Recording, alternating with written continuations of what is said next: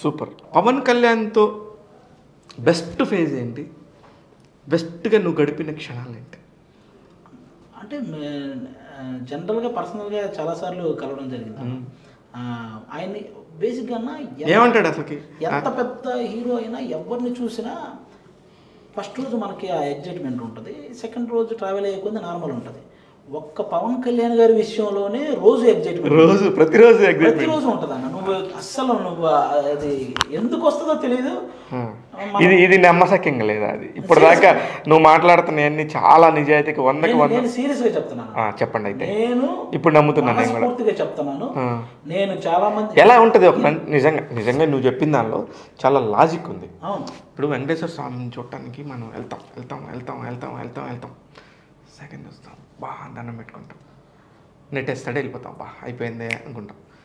ఒకసారి అవకాశం వచ్చింది, దేవుడి ముందుకు వెళ్తాం, అరే ఉండమని చెప్తారు.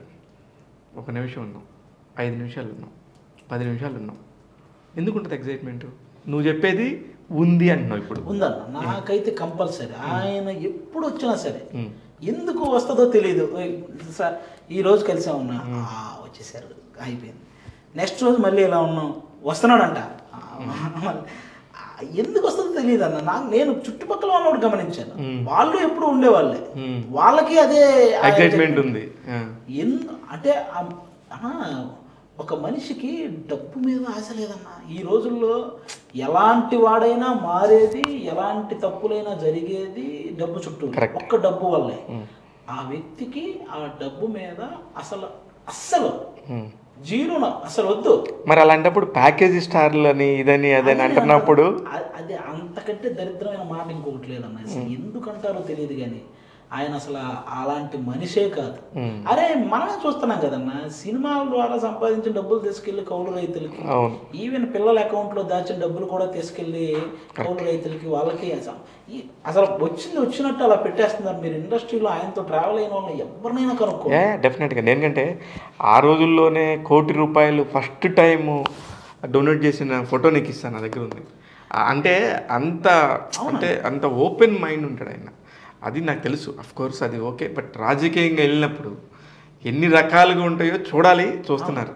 కానీ ఇంత మంచి మనిషి ఆయన నించున్న ప్లేసుల్లో కూడా ఒక వర్గం కమ్యూనిటీ ఓట్లు ఎక్కువ ఉంటాయి. కానీ ఎందుకు 2 చోట్ల కూడా ఓడిపోయాడు? నేను అదే అంటున్నాను. నీ అనాలిసిస్ ఏంటి? ఆ టైంకి డబ్బు అనేది గెలిచి ఉండొచ్చు అన్న, డబ్బు అనేది గెలిచి ఉండొచ్చు. అప్పటికి కళ్యాణ్ గారి మీద అంత అవగాహన కూడా ఇంకా అందరికీ వచ్చి ఉండకపోవచ్చు ఆ టైంకి. అది పార్టీ ఇప్పుడు వచ్చిందంటారు. ఇప్పుడు వచ్చింది కంపల్సరీ జనాలకి ఆ తెలివి వచ్చిందన్న. ఇప్పుడు డబ్బులు పంచినా వాడు డిసైడ్ అయిన వాళ్ళకే ఓటేస్తారు. డబ్బే ఓటు. అది మారిపోయింది, అదైతే కంపల్సరీగా మారింది. ఇప్పుడు ఈ సందర్భంగా ఇప్పుడు పవన్ కళ్యాణ్ గారు ఎన్ని సీట్లు గెలవబోతున్నారని ఆది నోటి నుంచి ఉంటాను.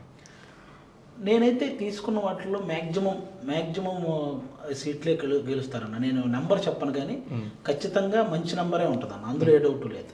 మొత్తానికి ఓపెన్ చేసి అధ్యక్ష అంటారంట. ఖచ్చితంగా అన్న, మంచి సీట్లే ఉంటాయి. ఎందుకంటున్నానంటే ఇప్పుడు ఈ ప్లేసుల్లో మామూలుగా ఇండివిజువల్గా జనసేన చాలా తక్కువ రేంజ్లో ఓడిపోయిన సీట్లు ఉన్నాయి. ఇండివిజువల్గా జనసేన పోటీ చేసినప్పుడే తక్కువ నంబర్తో ఓడిపోయారు. అలాంటిది ఇప్పుడు ఒక కూటమిగా ఫామ్ అయ్యి వస్తున్నప్పుడు కరెక్ట్గా ఓటు ట్రాన్స్ఫర్ జరిగితే మ్యాక్సిమం సీట్స్ వచ్చేస్తాయి, అందులో ఏ డౌట్ లేదు.